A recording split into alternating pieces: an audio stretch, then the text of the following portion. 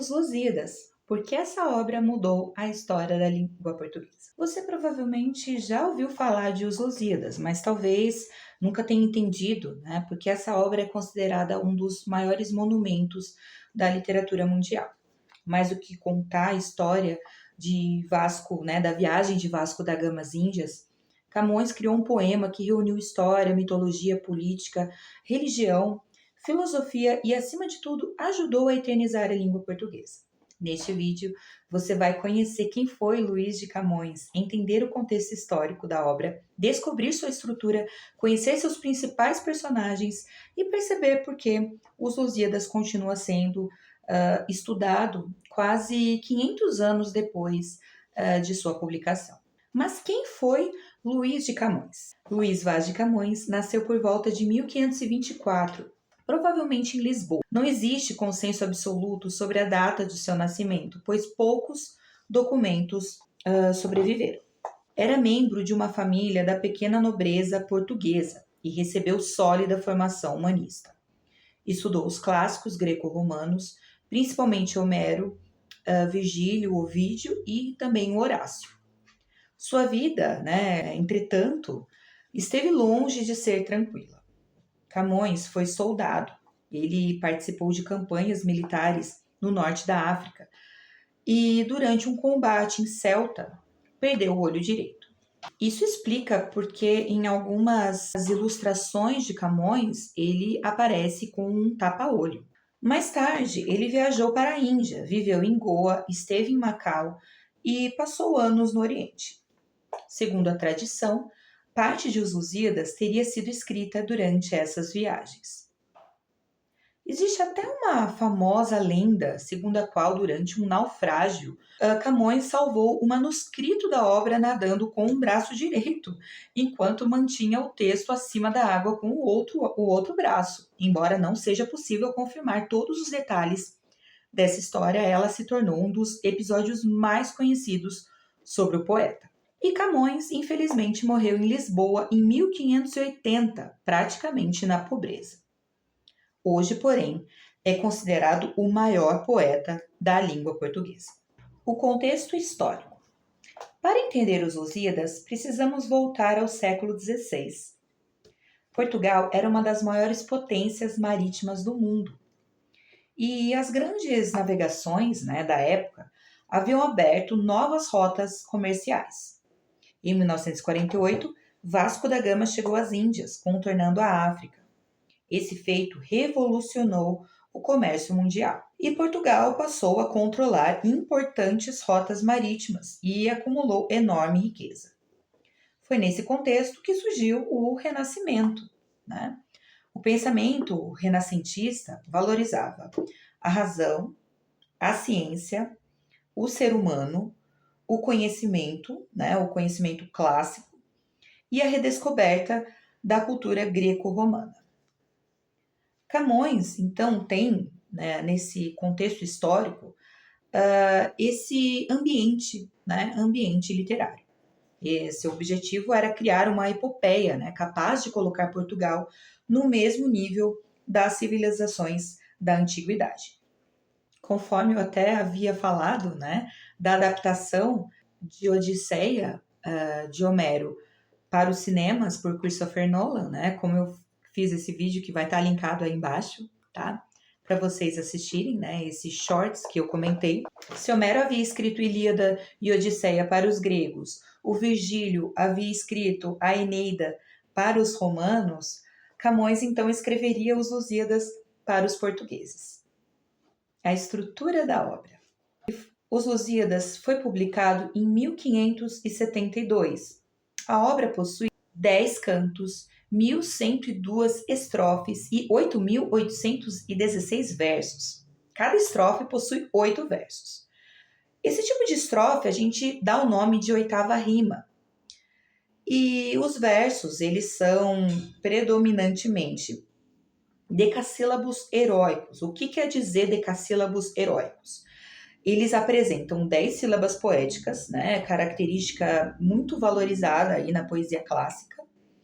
E a narrativa segue aí a tradição das epopeias clássicas, né? Ela apresenta 4 partes fundamentais aí nos Lusíadas. A proposição, que é a primeira, apresenta aí o tema da obra.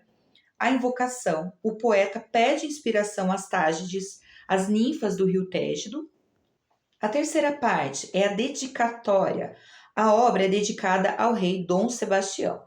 Inclusive, Dom Sebastião ele tem essa característica, né, de ser um herói do povo português, né, devido ao seu histórico.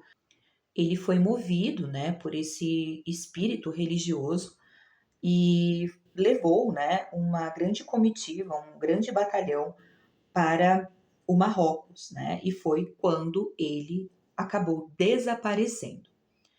Esse desaparecimento, ele traz uma grande nuvem, né, na cabeça dos portugueses que imaginam que ele ainda esteja vivo. Isso formou, né, o que a gente chama de sebastianismo, né? Como o seu corpo nunca foi plenamente reconhecido, né, com certeza absoluta, né, por esse povo na época, então houve essa crença de que ele estaria vivo até os dias de hoje e que ele retornaria para Portugal para salvar o povo português.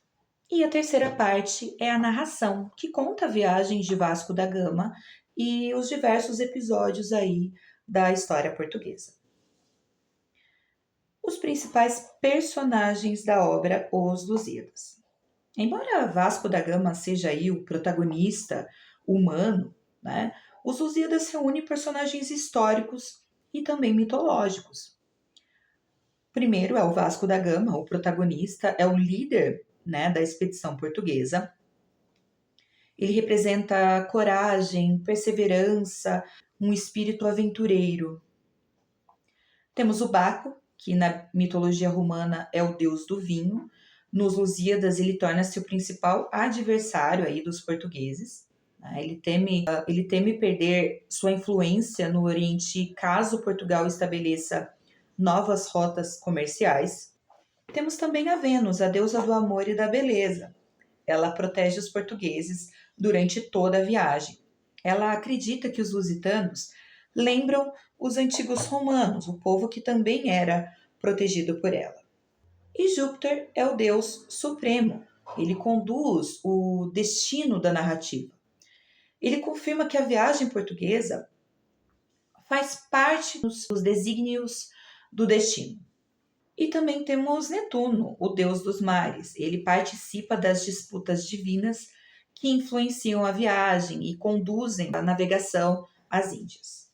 Temos também o Adamastor, talvez o personagem mais famoso da obra. É um gigante que simboliza o Cabo das Tormentas, que é o atual Cabo da Boa Esperança. Ele representa os perigos do oceano, o desconhecido e os medos enfrentados pelos navegadores. Seu episódio é considerado um dos momentos mais marcantes da literatura em língua portuguesa. E também temos a Ilha dos Amores, né? Após tantas dificuldades, Vênus oferece aos navegadores, né, uma ilha paradisíaca. Ela simboliza recompensa, glória e realização. Também representa uma alegoria típica do Renascimento. Na arte e na literatura renascentista, né, a figura da deusa mitológica ela serve para exaltar os grandes feitos humanos e traduzir valores morais e filosóficos em imagens poéticas. Então, no Renascimento, esse percurso alegórico, né, traz esse significado nessa atmosfera que conduz ao mistério através da intervenção da Vênus, né, como protetora dos portugueses. As características da linguagem de Os Lusíadas. A linguagem de Camões, não por acaso, apresenta enorme riqueza. Encontramos nessa obra as metáforas, as hipérboles, as comparações, as inversões sintáticas, as personificações, alusões mitológicas, né, aos deuses e aos mitos, e há também um vocabulário muito erudito. Outro aspecto importante é a forte presença da mitologia clássica, né? Então, mesmo narrando acontecimentos históricos, Camões introduz deuses gregos e romanos como personagens ativos. Isso era comum no Renascimento, né? Era um período em que a cultura clássica era admirada como um modelo artístico. Então, também chama atenção a musicalidade dos versos. Então, temos essa combinação entre métrica, ritmo, rimas. Tudo isso faz a leitura uma experiência sonora bastante sofisticada. Qual a importância de Os Lusíadas? Poucas obras tiveram tamanho impacto sobre uma língua. Os Lusíadas ajudou a consolidar o português como idioma de prestígio internacional. A obra influenciou escritores portugueses e brasileiros durante séculos. Autores como Almeida Garré, Antero de Quintal, Fernando Pessoa e outros, escritores portugueses também dialogaram com Camões. Já no Brasil, seu estudo tornou-se parte essencial da formação literária desde o período colonial. Além disso, os Lusíadas também está entre as grandes epopeias da humanidade, ao lado da Ilíada, da Odisseia, da Eneida e também da Divina Comédia de Dante Alighieri. Sua importância ultrapassa até a ideia de Portugal, né? Hoje é estudado em universidades de diversos países como uma das obras fundamentais da literatura ocidental. Quase 5 séculos depois de sua publicação, Os Lusíadas continua sendo muito mais do que um poema sobre navegadores, né? É um retrato do espírito humano diante do desconhecido, uma celebração da língua portuguesa, né? E também um dos maiores patrimônios culturais da humanidade. E agora, eu quero saber, você já leu Os Lusíadas ou pretende começar? Escreva sua opinião aí nos comentários. Se você gosta de literatura, de gramática e da história da nossa língua, inscreva-se no Verbic. Aqui, o português está sempre na ponta da língua.